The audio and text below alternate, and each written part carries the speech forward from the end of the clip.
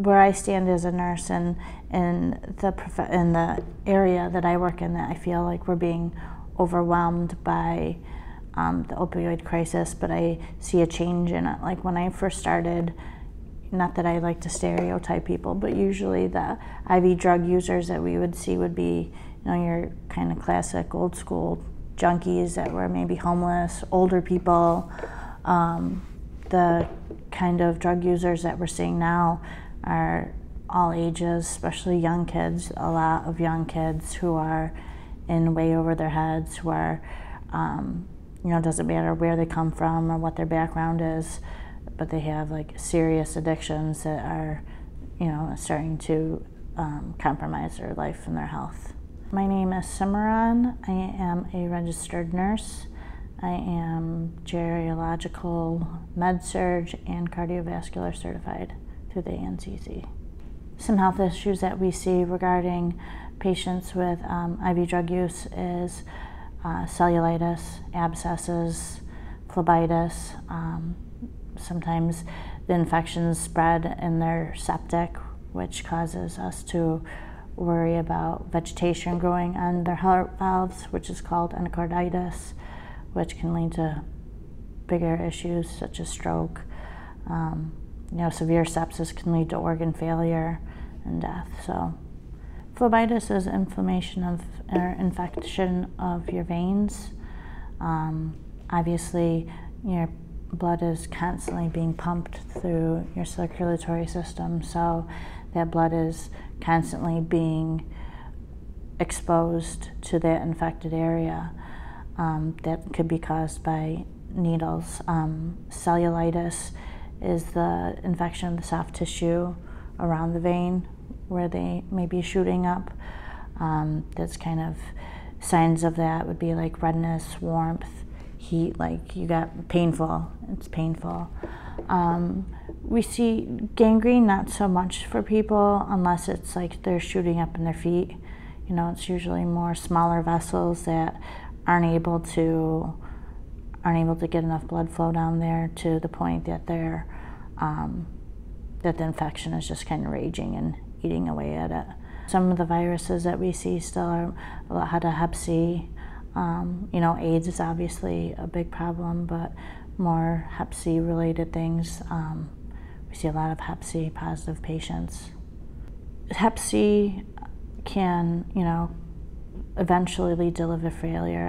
Hep C affects your liver and cirrhosis and could lead to liver failure. But overall, infection that's not addressed or taken care of, it overwhelms your body and it could lead to organ failure. And pretty much the first organs that it would hit would be things like your kidneys and your liver, where it's kind of your body's designed to protect the brain and the heart first. So you'd see it in the other places. When you have bacteria flowing through your body, it's like sticky, okay? So it can stick to things and cause clots, like stick to itself. So your valves of your heart are very delicate, and it's one of those places that the bacteria tends to kind of collect. And with it moving each time and the clot of the bacteria building up, if it happens to break loose, the way it pumps through the heart, it would go out and then, it would shoot right up to, usually to the brain is where we would see it. So that's how people would stroke. So in the healthcare, the 5 most things that we see related to IV drug use would be cellulitis, phlebitis, abscesses, complications from Hep C, and stroke related to endocarditis and sepsis. Cellulitis is infection of the soft tissue, most likely from either a dirty needle or from just dirty skin, not cleaning skin, and then introducing that flora into your bloodstream as you're using the needle.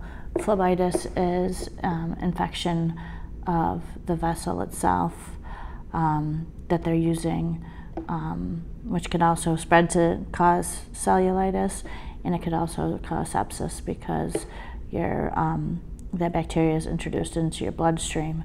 which can lead to endocarditis, which is caused by bacteria that grows and forms on the valves of the heart, which if they break loose, they could cause a stroke. And abscesses are like infected areas, like pus-filled areas that are caused by the infection, kind of like the debris from the infection that build up. Lots of times we see it in, where the person's shooting up. We see it in hands, feet, all over the place. I've seen it in people's backs and their necks, places where they're injecting frequently. The biggest interventions that we see used for these complications of IV drug use would be surgery for abscesses. Lots of times they have to go and they have to clean out the infected area, leave that infected area open. We don't close it up right away, so whether they have an abscess on their hand, we have to pack it with dressings and take care of it for a while. IV antibiotics, depending on where the infection is or how serious it is. Sometimes it could be like a 6-week course of IV antibiotics, which is leads to a very hard way to treat them, because is the person going to be compliant, and are they going to stay in the hospital willingly for 6 weeks? They need a PICC line placed, which is risky because we're putting in a accessible port for them to, potentially take off with and use. We can't send them out in the community with that. So lots of times if people have to be on antibiotics for that long, they're stuck in the hospital for 6 weeks, which for, an addict, that's not an easy commitment to make. And that's, I think, sometimes where we run into a lot of the non-compliance and readmissions and kind of the problems. A PICC line is a peripherally inserted central catheter. So it's a line that we would put, it's long, it's durable. It's not like a regular IV that only lasts a few days. This could last a few months, but it goes right up into the atrium of the heart. So it's centralized, and it's like heavy duty. We could use it for the 6 weeks, and it will withhold the medications that we're giving, because lots of the meds that we give are pretty caustic to the veins themselves. One of the patients that I have personally taken care of that I think will probably stay with me my entire life was a 23-year-old girl who came in. She was a mess. She had huge sores on the back of her neck and on her leg due to shooting up and just kind of being infected and eating away at the skin and just not taking care of it. She also had a warrant out for her arrest. So for the first few days, she was really dope sick and miserable and didn't want to be bothered, didn't want anything to do with anybody. Finally she said, all right, I'm leaving. And I'm the charge nurse. I'm like, okay, well, here's the thing, is that you're not leaving because you have a warrant out for your arrest. So if you're gonna leave, you're gonna be discharged to jail. And she got very upset. Well, I don't want to go to jail, so I guess I'm gonna stay. I said, all right, that's great, because now we could help you, and I'll get you your own room, we'll make you comfortable, and after that, her and I kind of built this relationship with each other, and telling me about her life. She started using heroin at the age of 13. She was pimped out by her mother, who was a drug addict. She had lots of Johns that would come see her. We caught her using a couple times in the hospital. She had a son who she didn't see, that she very much tried to be part of his life whenever she was clean, but the thing is she couldn't stay clean. And I think the thing about her, I've never met somebody so humble and honest about her life and the things that she'd done, and what it was like living on the streets, having her teeth kicked out by a pimp before, and she was just the nicest person. And every day I would try to go in and talk to her, help her dye her hair, because she's 20. She's only 20 something. This is, and our unit kind of became our home for a while. And I noticed one time she like really wasn't eating, and I'm like, what can I do for you? You're not eating. We cut off visitors from her because she got caught smoking crack in the bathroom, so that was it, no more visitors. And she's like, I'm 20 years old. And she's like, I don't eat pot roast and mashed potatoes. And I was like, well, what do you like? She's like, I like Cocoa Puffs and, you know, chocolate chip cookies and stuff like that. So the next day I came in and I went to Wegmans that night and I bought her a whole bunch of food so she could kind of keep it all stashed in her room. And she's like, why are you so nice to me? I said, because I like you. And she's like, you make me feel special. And I remember it just like breaking my heart so much. Like it makes, because, and I just said, honey, you are special. You know, I'm sorry that no one's ever made you feel that way, or I'm sorry if you don't hear that enough, but you're a good person, you know, you kind of had a shitty hand, you got a bad hand in life, and, you know, you could get better. And, you know, like I said, we talk every day, and I'd bring, you know, make printable things, coloring pages so she could color pictures like Avengers and Spider-Man and stuff like that. She'd color pictures for her son, and she'd always talk about her son. And she was doing good. They were talking, she had to go to surgery a couple times to have her leg cleaned out. They were talking at one point about amputating it, and, you know, I remember having a conversation like, let's be serious, you're 21 years old and you've already been a prostitute or you're 23 and you've already been a prostitute for 10 years. What are you gonna do with one leg? You know, what kind of life is that gonna be for you? Like, you have to take this seriously, you have to take your medications, you have to stick this out. You have to be here and you have to get your antibiotics, and you gotta fight this infection.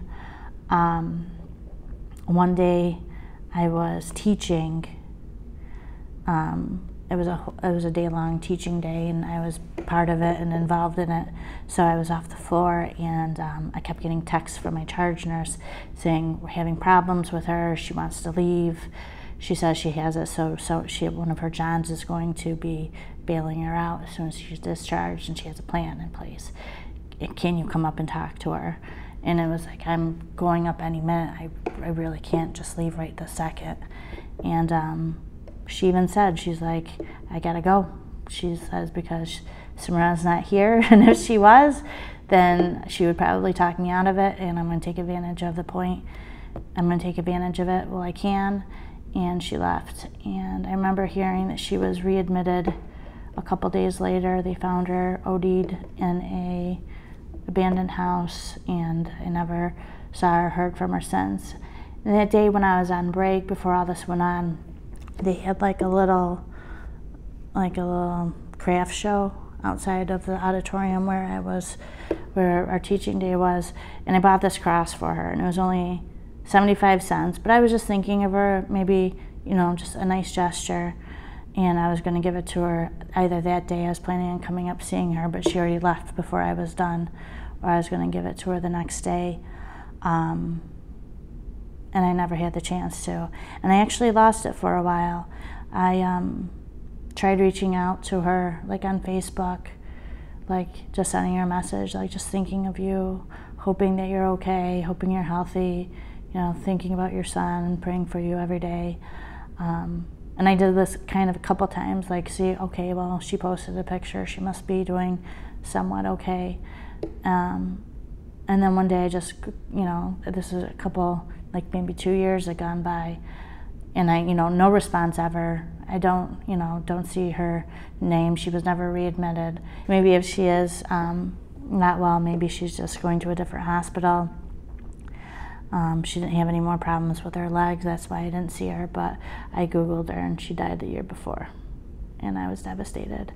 I have to say, I still cry about it, and I carry this cross in my wallet because I just think about this. I mean, like I said, she was just a girl who got a really, really awful hand in life, and that could be anybody. That could be anybody's kid. That could be anybody who turned out like that. And I just think about how she felt unloved probably her whole life. And I kind of made a promise to myself that I'll never forget her.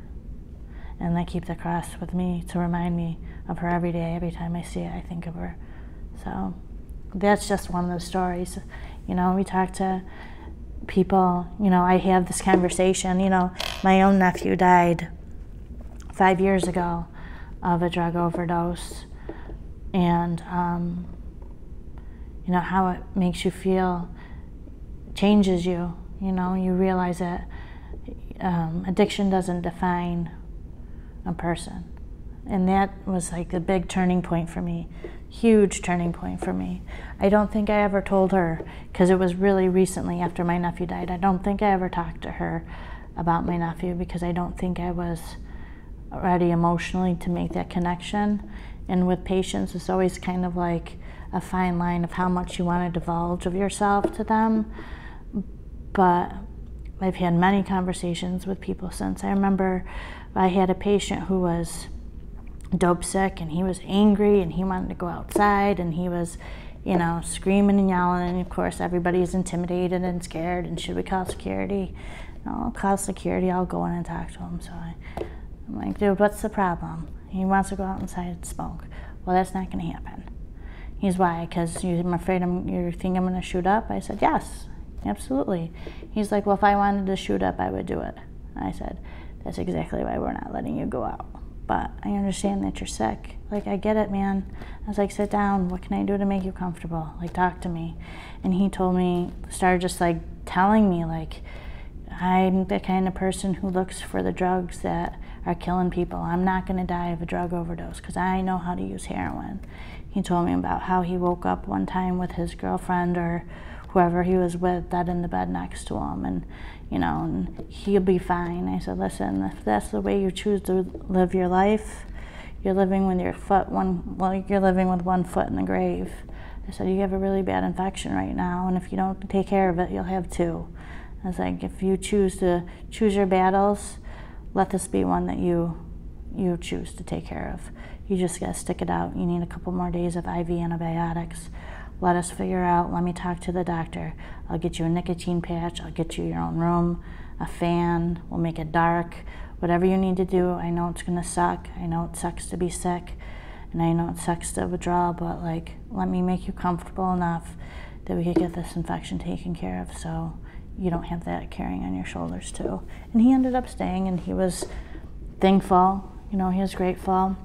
Just recently, we had another kid, probably in his 20s or 30s. You could tell he was like bad into drugs, like he had no teeth and, you know, bad drugs. And he was the nicest person. He came in with abscesses all in his arms that they pretty much filleted him open. Like when I say they're called compartment syndrome, fasciotomies, I mean, we're talking like straight up filleting his arm wide open. So he'd make about having this giant arm because it was so swollen. And he ended up being with us for 20-something days. But over that time, you know, being just so honest about why he used drugs and the mistakes that he's made and how he wanted to, you know, just the nicest person you'll ever meet. You're just a sweet kid, you know, come out, talk to everybody, joke around, make people laugh. When he was finally discharged, we actually printed out the certification for him, like congratulations of being 21 days sober, and everybody signed it, all the nurses signed it, and we put it in a frame. He like cried like a baby, and he promised, he's like, I'm never gonna use again, I've learned my lesson, and you know, thank you for everything that you do. I wish that was always the case. You know, lots of times we never see these people again, so we don't know what happens to them, but for me, the big thing is just trying to let them understand, like, I know it's hard. I know it's hard to withdraw, but you just need these antibiotics. Let them take care of it, and then we're not going to cure them from being addicts, but we could help fix the infection. And like I said, for me, that's important. At least we could do that. At least, you know, they got that on their side.